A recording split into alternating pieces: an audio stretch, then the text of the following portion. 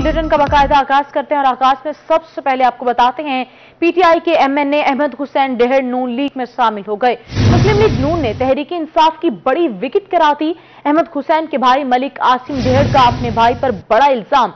रोही से खुसूसी गुफ्तगू में अपने भाई के नाम पैगाम, कहा कि अहमद हुसैन डेहड़ से कहूंगा इज्जतदार लोग ऐसा नहीं करते। आपको बता रहे हैं पीटीआई के एमएनए अहमद हुसैन डेहड़ ने नून लीग में शमूलियत इख्तियार कर ली। मुस्लिम लीग नून ने तहरीक इंसाफ की बड़ी विकेट गिरा दी। अहमद हुसैन के भाई मलिक आसिम डेहड़ का अपने भाई पर बड़ा इल्जाम। रोही से खुसूसी गुफ्तगू करते हुए उन्होंने अपने भाई के नाम पैगाम भेजा और कहा कि अहमद हुसैन डेहड़ से कहूंगा इज्जतदार लोग ऐसा नहीं करते।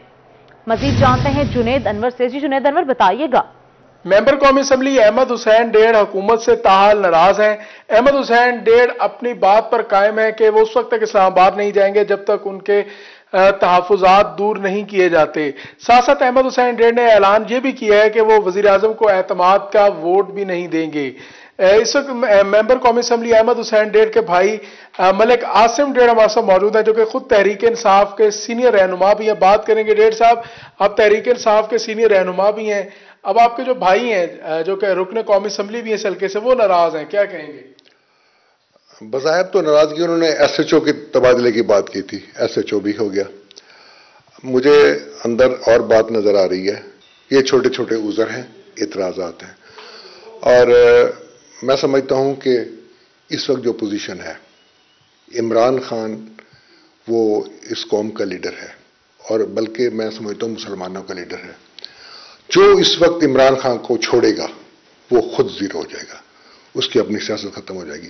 फैसला अहमद हुसैन ने करना है, उसकी मर्जी है, लेकिन मैं समझता हूं कि ये गलत फैसला है। आज जो इमरान खान को छोड़ेगा वो फारिग हो जाएगा। अच्छा, डेहड़ साहब ने यकीनी तौर पर इतना बड़ा जब फैसला लिया होगा कि वज़ीर आज़म को एतमाद का वोट नहीं दे रहे, तो फैमिली में भी मुशावरत की होगी? जी, मुशावरत थोड़ी सी ऐसे बातचीत हमने भी सुनी है, तो उनका रुझान पार्टी छोड़ने का है। अहमद हुसैन डेहड़, तो अहमद हुसैन डेहड़ कौन सी पार्टी में जाना चाह रहे हैं? आप भी समझ रहे हैं, दो चॉइस बाकी रह जाती है। नहीं, एक ही चॉइस है, वो नून में ही जा रहे हैं। मुस्लिम लीग नून में जा रहे हैं, जा रहे हैं।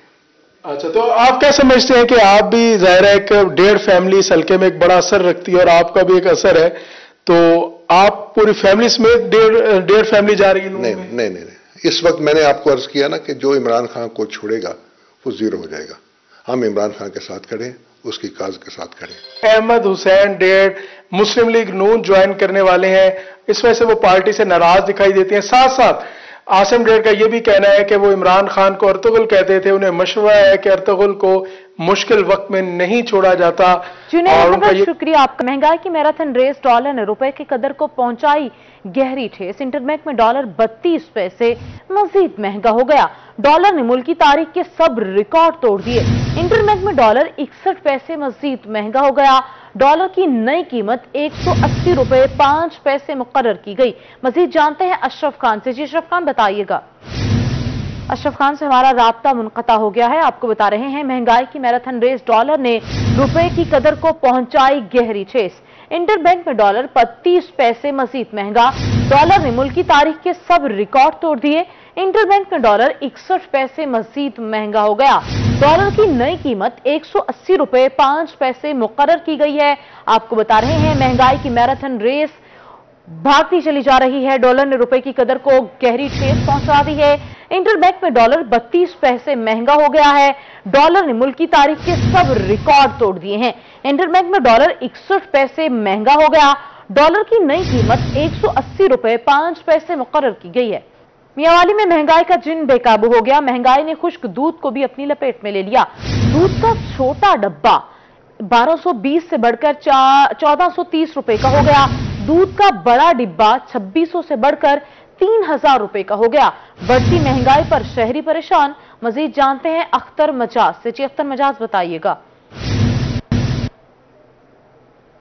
जी बिल्कुल, बात की जाए अगर महंगाई की तो अब गरीबों को, बच्चों को दूध पिलाना भी मुश्किल हो गया है, क्योंकि बच्चों के जितने भी खुश्क दूध हैं उनकी कीमतों में इजाफा हो गया है। मैं आपको बताता चलूं कि अगर बात की जाए छोटे डिब्बे की तो 210 रुपए उसकी कीमत में इजाफा हुआ है। उसके अलावा बड़ा जो डिब्बा है खुश्क दूध का जो बच्चों को पिलाया जाता है उसमें 400 रुपए उसकी कीमत में इजाफा हो गया है। चाय की पत्ती की बात की जाए तो उसमें तकरीबन 100 रुपए का इजाफा हो गया है। शहरी हमारे साथ मौजूद है, इनसे सवाल से बात कर लेते हैं। क्या कहेंगे, ऑयल सारे महंगे हो गए हैं, पत्ती महंगी है, क्या कहेंगे इस हवाले से? अस्सलाम वालेकुम। महंगाई बहुत ज्यादा हो गई है और पहले जो चाय का डब्बा था वो 1000 रुपए का था, अब 1050 का हो गया, 1100 का हो गया। और घी के भी रेट इस तरह बढ़ चुके हैं। किराने के जितने भी आइटम हैं उनके सब के रेट बढ़ चुके हैं। हुकूमत को चाहिए कि रमजान शरीफ आ रहा है तो रेटों में कमी लाई जाए। जी बिल्कुल, जैसा कि आपने इस शायरी की बात सुनी कि माह रमजान आ रहा है, रेट्स जो हैं उनमें कमी लाई जाए। आप बताइएगा जी, घी की कीमत में कितना इजाफा हुआ है और ये खुश्क दूध जो है इनकी कीमत में कितना इजाफा हुआ है? ये जो बच्चों की दूध है इनमें छोटे डिब्बे में तकरीबन 200 से 250 में इजाफा हुआ है और जो बड़ा डिब्बा है तकरीबन 400 से 500 रुपए इसमें इजाफा हुआ है। ये 1 से 2 महीनों में 2 दफे इनके रेट अपग्रेड हो चुके हैं। अवाम क्या करे, कुछ भी नहीं हो सकता। हम क्या करें, अवाम हमें खुद कहती है कि जी रेट महंगाई है, हमने तो हमें महंगा मिलेगा, हम भी महंगा देंगे। और उसके अलावा अगर ऑयल घी की में बात की जाए तो उसका ये है कि उसमें भी तकरीबन 200-300 रुपए में इजाफा हो चुका है। इस वक्त जो 420 रुपये लीटर था वो इस टाइम 480 रुपये लीटर हो चुका है। और मजीद भी कह रहे हैं कि शायद महंगा हो जाए। आगे रमजान मुबारक आ रहा है, इसमें उनको रिलीफ देना चाहिए। अब पता नहीं हुकूमत क्या कहते, रिलीफ देती है या नहीं देती। जी बिल्कुल, जैसे कि आपने सुना कि महंगाई परेशान है। अख्तर मजाज, शुक्रिया आपका, हमें अपडेट कर रहे थे। भावलपुर के यूटिलिटी स्टोर पर सस्ता घी नायाब हो गया है। मजीद जानते हैं महमूद ज़हीर से। जी महमूद ज़हीर, बताइएगा। मौजूद हूँ भावलपुर के यूटिलिटी स्टोर्स पर, जहां पर घी जो है इस हवाले से आवाम को शिकायत है। जी बताइएगा, आप कितने रोज से यहाँ पर घी नहीं मिल रहा है और आप कब से आ रही हैं? अंकल जी तकरीबन मुझे 2 हफ्ते हो गए हैं, मैं रोज आ रही हूँ, चक्कर लगा रही हूँ। ये लोग कहते हैं नहीं है घी नहीं है, आ जाएगा, कल आएगा, 1-2 दिन तक पता करना, लेकिन घी ये लोग नहीं दे रहे हैं। तो रमजान की आमद है, वैसे भी घर में रोजाना खाना पकाना करना होता है, तो उसके लिए फिर क्या करती है? उसके लिए फिर यही करते हैं कि दुकानों पे इतना महंगा घी है, वही खुला लेकर इस्तेमाल किया जा रहा है। महंगा घी इस्तेमाल करने पे मजबूर है जी अवाम। हम लोगों से जानना चाहेंगे, जो यूटिलिटी स्टोर के इंचार्ज हैं उनसे भी जानना चाहेंगे क्या वजह है कि सस्ते वाला जो घी है जो यूटिलिटी स्टोर्स पर फरोख्त होता है, मुयस्सर होता है, वो नहीं मिल रहा। और कब से नहीं मिल रहा? अवाम को क्यों शिकायत है? कोई शिकायत नहीं है भाईजान। तो ये अवाम झूठ बोल रही है। सामने देखें घी नहीं पड़े हुए, डालडा वगैरह। आप तमीज से तरीके से बोले, ये बताइए कि बरकत और दूसरे घी वगैरह आपके पास मुयस्सर है या नहीं है? 2 बजे के बाद आ जाएगी सिविलाइज भाई। तो वो तो कह रही है 15 रोज से नहीं आ रहे। उनसे पूछे पीछे कब आए वो पहले हमारे पास। अच्छा, आपका अंदाज ही बता रहा है कि आप एक यहाँ पर लोगों के साथ जैसे ट्रीट करते होंगे। यहाँ पर लोगों की शिकायत है, हमारा फर्ज है लोगों की शिकायत आवाम तक पहुंचाना, इदारों तक पहुंचाना। भावलपुर के यूटिलिटी स्टोर चीमा टाउन चौक के गुलबर्ग रोड पर इस वक्त इदारों तक पहुंचाना। महमूद ज़हीर, शुक्रिया आपका, हमें अपडेट कर रहे थे। रहीम यार खान में पिछली हुकूमत का बड़ा तालीमी मनसूबा कैडेट कॉलेज खानपुर 5 साल बाद भी फंक्शनल न हो सका। मजीद जानते हैं आसिम सदीक से। जी आसिम, बताइएगा। रहीम यार खान में पिछली हुकूमत ने एक बड़ा तालीमी मनसूबा दिया था कैडेट कॉलेज खानपुर का। 2017 में इसका काम शुरू किया गया। 60 करोड़ रुपए की लागत से यह मनसूबा मुकम्मल किया जाना था। अब 2022 हो चुका है मगर यह मनसूबा ताहाल मुकम्मल नहीं है। तो अपनी तकमील के आखिरी मराहिल में है, ये मुकम्मल नहीं हो चुका। और महकमा तालीम का दूसरे अदारों के साथ जो कॉरेस्पॉन्डेंट है वो चल रही है ताकि इसको अपनी तहवील में लिया जा सके और दूसरे अदारों की इसमें इंटरफेयर कर सके। ये बड़ा तालीमी मनसूबा था जो रहीम यार खान के हवाले से जो बच्चों के लिए था कि यहाँ पर बच्चों को कैडेट कॉलेज की तालीम के हसूल के लिए एक कैडेट कॉलेज दिया गया था पिछली हुकूमत की जानिब से, जो 60 करोड़ रुपए की लागत से यह मनसूबा मुकम्मल किया जाना था। 2017 में इसकी तकमील का काम शुरू किया गया। अब 2022 हो गया है, 5 साल का अरसा गुजर चुका है मगर ये अभी तक फंक्शन नहीं हो चुका। जब ये शुरू किया गया था 2 साल का हदफ मुकर्रर किया गया था कि 2 साल में इस काम के मंसूबे को मुकम्मल किया जाएगा और यहाँ पे तालीमी सिलसिला शुरू किया जाएगा। मगर फंड्स की किल्लत के बायस ये मनसूबा ताखीर का शिकार होता रहा और अब भी इसके फंड्स का इजरा मुकम्मल तौर पर हो चुका हुआ है, तकमील के आखिरी मराहिल में है। मगर कुछ महकमाना जो कार्रवाइयाँ होती हैं ताकि इस मनसूबे को अपनी तहवील में लिया जा सके, वो अभी तक महकमाना कार्रवाइयाँ जो है वो मुकम्मल नहीं हो पा रही, जिसकी वजह से ये बड़ा तालीमी मनसूबा अभी तक खटाई में पड़ा हुआ है। और जिसका फ़ायदा होना था यहाँ के बच्चों को तालीम हासिल करने में, बेहतरीन में, वो मनसूबा अभी तक न शुरू होने की वजह से एक बड़ा तालीमी लॉस कहा जा सकता है, नुकसान हो रहा है। शुक्रिया आपका, आप हमें अपडेट कर रहे थे। रमजान मुबारक में भरपूर रिलीफ फराहमी का मिशन जारी है। मजीद जानते हैं तैयब सैफ से। रमज़ान मुबारक की आमद से पहले हर ज़िला के अंदर रमज़ान बाज़ार कायम किए जाते हैं ताकि शहरियों को सस्ती अशिया खुर्दनोश फराहम की जा सकें। इस हवाले से हुकूमत पंजाब की जानिब से हदायत जारी कर दी गई थी तमाम इंतजामिया को कि कंटीजेंसी प्लान जो है वो मुरतब कर लिया जाए। तो इस वक्त डिप्टी कमिश्नर साहब हमारे साथ मौजूद हैं, उनसे बात करते हैं। सर ये बताइएगा कि ज़िला भर के अंदर हम कितने रमज़ान बाज़ार लगाने जा रहे हैं, कितनी अशिया ऐसी होंगी जहाँ पर हम सब्सिडी देंगे, इस हवाले से बताइए। बिस्मिल्लाहिर्रहमानिर्रहीम। गवर्नमेंट ऑफ पंजाब की डायरेक्शंस पे रमज़ानुल मुबारक 28 मार्च को लगाए जाएंगे। तो आज उस सिलसिले में हमने मुल्तान में अपनी मीटिंग की है। 11 रमज़ानुल मुबारक के बाज़ार लगाए जाएंगे डिस्ट्रिक्ट मुल्तान में, जहां पे fair price shop agriculture department कायम करेगा, जहां पे 13 अशिया सब्सिडाइज रेट पे दी जाएंगी। इसी तरह हर रमज़ान बाज़ार में करियाना के, सब्जी के और मुख्तलिफ अशिया खुर्दनोश के स्टॉल्स होंगे। इसके साथ साथ हम हर तहसील में फेयर प्राइस शॉप भी कायम करेंगे। जिस तरह मुल्तान सिटी के अंदर 25 फेयर प्राइस शॉप होंगी रमज़ान बाज़ारों के अलावा। हमने आज कोशिश की है कि कुछ नई चीज़ें करने की, अपनी टीम्स के साथ डिस्कशन की है, कुछ डायरेक्शंस दी हैं कि हम हर रमज़ान बाज़ार में मददगार काउंटर्स बनाएंगे, क्यूज़ का सिस्टम बेहतर करेंगे ताकि रमज़ान बाज़ार में आने वाले मर्द और ख़वातीन को कोई परेशानी का सामना न करना पड़े। सफाई की सहूलत को बेहतर करेंगे। आज रमज़ान मुबारक की आमद से 3 दिन पहले जो है ये रमज़ान बाज़ार कायम कर दी, सूरत को बेहतर करेंगे। तैयब सैफ शुक्रिया आपका। मुल्तान इलेक्शन कमीशन की जानिब से बल्दियाती इंतखाबात के हवाले से अहम ऐलान। मजीद जानते हैं अमजद मलिक से। जी अमजद बताइएगा। जी पंजाब के अंदर बल्दियाती इलेक्शन के हवाले से जो इलेक्शन कमीशन है खासा में मुतहरिक नजर आ रहा है, जहां पे इससे पहले जो वोटर लिस्टों की जांच पड़ताल का मरहला था वो शुरू किया गया। उसके बाद अब जो है जो पैनल इलेक्शन लड़ना चाहता है तो उसके अंदराज के हवाले से भी तमाम तर जो तारीख है वो इलेक्शन कमीशन मुल्तान की जानिब से जारी कर दी गई है कि अपने अपने वो पैनल इंदराज करवा सकते हैं। क्या प्रोसेस होगा, कितने ड्यूरेशन होगा, हम इस तमाम तफसीलात के हवाले से बात करेंगे। हमारे साथ बात करने में मौजूद है इलेक्शन कमिश्नर सलीम अख्तर खान साहब। 12 तारीख को हमने इसका नोटिस जो है इशू कर दिया कि जो लोग इसमें इलेक्शन में हिस्सा लेना चाहते हैं लोकल गवर्नमेंट, तो वो ग्रुप्स की सूरत में वो हमें जो इंडिपेंडेंट है वो देंगे, क्योंकि ये उसमें है। तो 24 तारीख से ये अब हमें फॉर्म जमा कराने की उनकी डेट होगी 24 मार्च से 28 मार्च तक।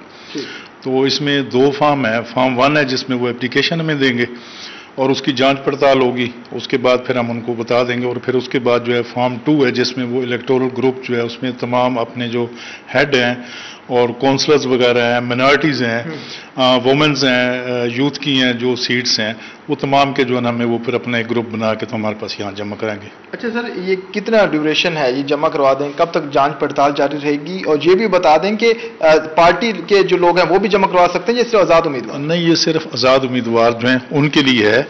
तो ये 24 मार्च से लेकर 28 मार्च तक तो हमारे पास ये इंतखाबी ग्रुप के सरबराह जो नुमाइंदा है वो हमारे पास ये फॉर्म जमा कराएंगे, फॉर्म 1 जो है। शुक्रिया सलीम अख्तर खान साहब, तफसीलन गुफ्तगू कर रहे थे। और बाकायदा तौर पर ये जो शेड्यूल है वो इलेक्शन कमीशन की जानिब से जारी किया गया है कि जो ग्रुप्स इलेक्शन में हिस्सा लेना चाहते हैं आज़ाद उम्मीदवार के तौर पर, वो अपने जो फॉर्म 1 और 2 जो है वो जमा करवा सकते हैं 24 मार्च से 28 मार्च तक इलेक्शन कमीशन ऑफिस में, ताकि 1 और 2 जमा करवा सकते हैं। अमजद मलिक शुक्रिया आपका, हमें आगाह कर रहे थे।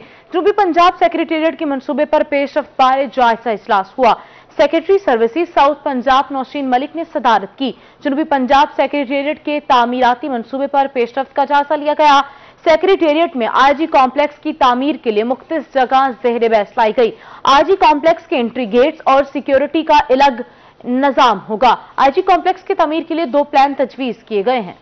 महकमा आसार कदीमा की साल 2019 और 20 की स्कीम दरबार हजरत सखी सुल्तान अली अकबर रहमतुल्लाह अलैह की तामीराती कामों के लिए दूसरे मराहिल में 50 लाख रुपए के फंड्स जारी कर दिए गए। दरबार पर तामीराती कामों की क्या सूरत हाल है, मजीद बता रही हैं सुहीरा तारक। जी सुहीरा बताइएगा।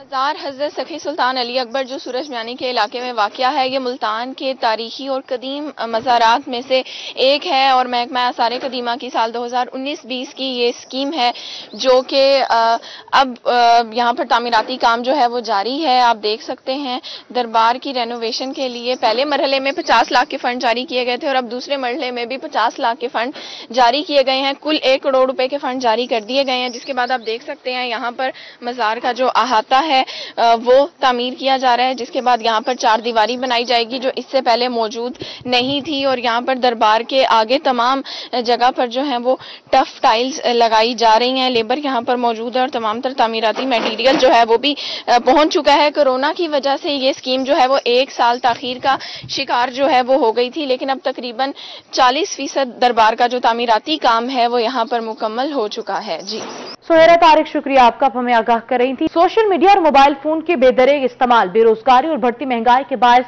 घरेलू नासाकियों में होशरुबा इजाफा होने लगा। मजीद जानते हैं माहिर इमरान से। जी माहिर इमरान, बताइएगा।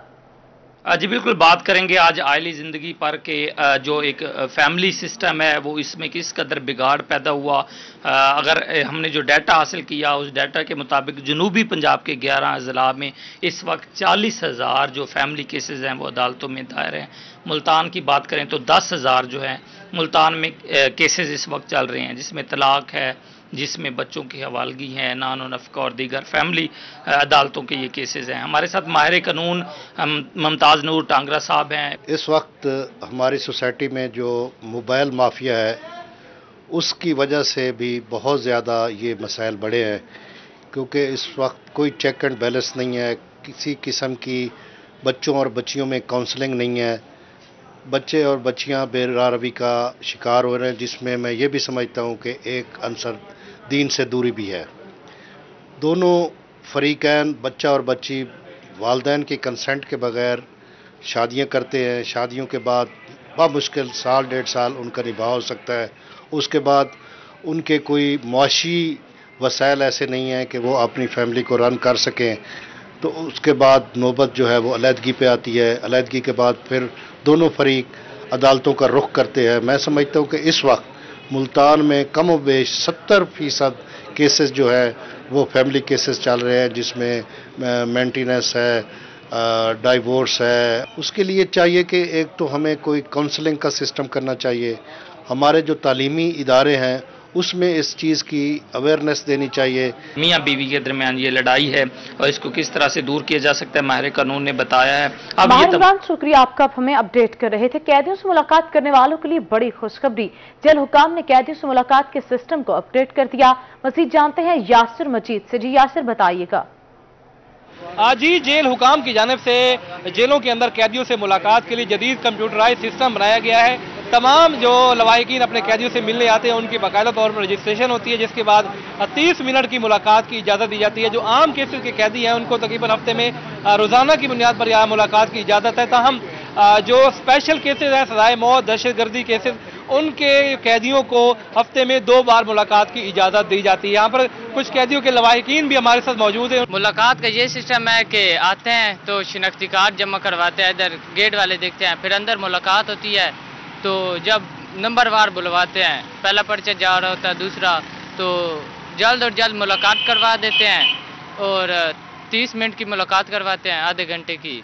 और अच्छा सिस्टम है, सब सामान वगैरह जो चीज़ लाएँ जमा हो जाती है, खाना वगैरह। और अच्छा, जो खाने पीने की अशिया हैं वो आप यहाँ पर जमा करवाते हैं तो वो आपके कैदियों तक आसानी से मिल जाती हैं उनको? जी जी, आसानी से मिल जाती हैं, कोई रोक टोक नहीं होती, बिल्कुल उनके पास सारी की सारी चीज़ें पहुँच जाती हैं। जी, देख रहे हैं यहाँ पर जो कैदियों से मिलने उनके लवाहिकीन आए हुए हैं। मजीद शुक्रिया आपका, हमें अपडेट कर रहे थे। शहर औलिया में सूरज अपने रंग दिखाने लगा। आज कम से कम दर्जा हरारत 22 डिग्री सेंटीग्रेड रिकॉर्ड किया गया है। मजीद जानते हैं अली रियाज से। जी अली, बताइएगा। चिपको, एक तरफ जहां महकमा मौसमियात की जानिब से पेशन की गई जनूबी पंजाब में आने वाले दिनों में जो गर्मी है मामूल से जायद हो जाएगी। कहा यह जा रहा है कि 10 डिग्री तक जो दर्जा रहता है खासा उसमें इजाफा हो जाए। जैसे कि आज भी जो ज़्यादा दर्जा रहता है 39 से 40 डिग्री रहेगा।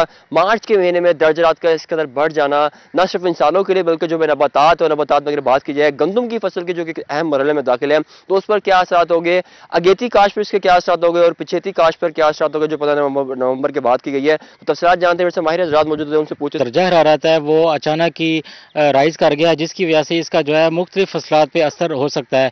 जो गंदम है वो जो जिन लोगों ने अगेती काश की थी, यानी कि जिनका जो जिस फसल का दाना वो थोड़ा सख्त हो चुका है, उस फसल पे या उस जो जिन लोगों ने काश की थी उस टाइम उस फसल पे तो इसका कोई इस तरह का मनफी असर देखने में नहीं आएगा इंशाल्लाह। जिन लोगों ने पछेती फसल काश की थी यानी कि 20 नवंबर के बाद, उस फसल पे थोड़ा बहुत इसका नुकसान हो सकता है, वो भी इस सेंस में कि दाना छोटा रह सकता है जिसकी वजह से पैदावार मुतासर हो सकती है। मैं काश्तकारों को यही सिफारिश करूंगा कि जिन काश्तकारों ने इसकी अभी तक आपाशी नहीं की, तीसरी आपाशी जो दूधिया हल्द में की जाती है, तो वो इसकी आपाशी का एहतमाम करें ताकि इसकी पैदावार मुतासर ना हो सके। उन्होंने 20 नवंबर के बाद ये गंदमी काश की है, पैदावार मुतासर न हो सके। अली रियाज शुक्रिया आपका, हमें अपडेट कर रहे थे। आगे बढ़े आपको बताएं, कमिश्नर मुल्तान की ज़ेर सदारत कोरोना, डेंगू, पोलियो बारे जायजा इजलास हुआ। कमिश्नर डॉक्टर अरशाद अहमद का घरों में लार्वा बरामदगी पर नोटिस देने का हुक्म। कमिश्नर मुकामात पर डेली डेंगी लार्वे की बरामदगी पर मुकदमा दर्ज होगा। इंसदाद डेंगी कार्रवाइयों में मुल्तान जनूबी पंजाब में पहले नंबर पर है। डेंगी लार्वा बरामद होने से FIR दर्ज करवाएंगे। डॉक्टर शोएब गुरमानी का ऐसा कहना है, कोरोना वैक्सीनेशन मुकम्मल करके कोरोना का खात्मा मुमकिन है। कमिश्नर डेरा खासी खान डिवीजन लियाकत अली चट्ठा का टीचिंग अस्पताल का दौरा, मरीज बनकर तिब्बी मुआयना और लेबॉर्ट्री टेस्ट कराए गए। मजीद जानते हैं रजा मलिक से। जी रजा मलिक, बताइएगा। जी बिल्कुल, पब्लिक सर्विस डिलीवरी बेहतर करने के हवाले से जो इंतजामी अफसरान हैं उनका मुख्तलिफ इलाकों का दौरों का सिलसिला जारी है। कमिश्नर डेरा गाजी खान ने सहूलियात फराहम करने के हवाले से डेरा गाजी खान के टीचिंग अस्पताल का दौरा किया और खुद मरीज बन के न सिर्फ वहाँ खून दिया बल्कि लेबॉर्ट्री के म्यार को चेक करने के हवाले से खुद भी जो नताइज हैं उनको मॉनिटर किया। हमारे साथ मौजूद हैं कमिश्नर डेरा गाजी खान। सर, किस तरीके से जो है वो निज़ाम को बेहतर बनाया जा रहा है? मुसलसल अवामी शिकायत थी लैब के हवाले से। ये बेसिकली मुख्तलिफ अखबारों में ये खबरें लग रही हैं और भी शिकायतें हैं, जहाँ पे एक ऐसा तासर दिया जा रहा है कि जो हमारा टीचिंग हॉस्पिटल है उसमें लैब जो है वो मयार की नहीं है, स्टैंडर्ड की नहीं है, रिजल्ट ठीक नहीं है। तो मैं खैर पहले भी वहाँ जाता रहता हूँ, आज मैंने स्पेशली इस सिलसिले में सारा विजिट किया है। वो पूरी लैब मैंने देखी है, वहाँ पे बड़े लेटेस्ट सारे इक्विपमेंट्स हैं। मैंने खुद अपने वहाँ पे सैंपल दिए हैं टेस्ट करवाने के लिए, तो बाकी भी मैंने वहाँ पे रिपोर्ट्स चेक की हैं। वहाँ पे जो लोग मौजूद थे उनको इंटरव्यू भी किया है और वो हर लिहाज से एक मयारी लैब है और उसमें ठीक रिजल्ट आ रहे हैं। उसमें एक चीज सिर्फ ये थी कि उसके जो रिजल्ट आ रहे हैं। रजा मलिक, शुक्रिया आपका। मुल्तान कंटोनमेंट बोर्ड का अहसन इक़दाम, शहर की खूबसूरती बढ़ाने के लिए कंटोनमेंट के इलाके में रंग बिरंगे फूल लगाए जा रहे हैं। मजीद जानते हैं मोहसिनुल मुल्क से। जी मोहसिनुल मुल्क, बताइएगा। जी, मुल्तान का कैंटोनमेंट इलाका जो है वैसे ही खूबसूरत है, लेकिन इसको मजीद खूबसूरत बनाया जा रहा है। जैसे बाहर का मौसम है, हर तरफ फूल खिले हुए हैं, उस तरीके से रोड्स को खूबसूरत बनाने के लिए कलर्स किया जा रहा है। खासतौर पर जो डिवाइडर्स हैं उनको कलर्स किया गया है और फुटपाथ को भी कलर किया गया है। हमारे साथ नासिर साहब हैं, कंटोनमेंट के इंचार्ज भी हैं और तमाम तर वेलफेयर की जो चीज़ें हैं उनको देखते हैं। नासिर साहब, एक अच्छा इकदाम है, लोग काफ़ी ज़्यादा खुश भी हैं और इससे क्या इम्पैक्ट नजर आए? क्लीन एंड ग्रीन कैंट को रखने के लिए ये भी ज़रूरी है कि इनकी रोड मार्किंग की जाए, जेब्रा क्रॉसिंग्स बनाई जाए ताकि लोगों को आसानी से रोड क्रॉस करने में प्रॉब्लम ना हो। उसके अलावा ये जो रोड्स हैं इनके ऊपर जितने भी डिवाइडर्स हैं इनको हम पेंट कर रहे हैं ताकि खूबसूरत नजर आए, एरिया खूबसूरत नजर आए, ज़्यादा से ज़्यादा बेहतर नजर आए। सफाई के काम को भी बढ़ाया जा रहा है और साथ में इसको अपलिफ्ट भी किया जा रहा है। शहरी भी हमारे साथ हैं। हाँ जी, क्या समझते हैं? मोहसिनुल मुल्क, शुक्रिया आपका, आप हमें अपडेट कर रहे थे। रुख करते हैं कोट अद्दू का। कोट अद्दू में तरक्याती काम तेजी से जारी हैं। वजीर मुमलिकत मियां शबीर अली कुरैशी ने टिब्बा करबिला से डेरा फाटक तक 2 किलोमीटर पुख्ता रोड का इफ्तिताह कर दिया। मजीद जानते हैं तैमूर अतहर से। जी तैमूर, बताइएगा।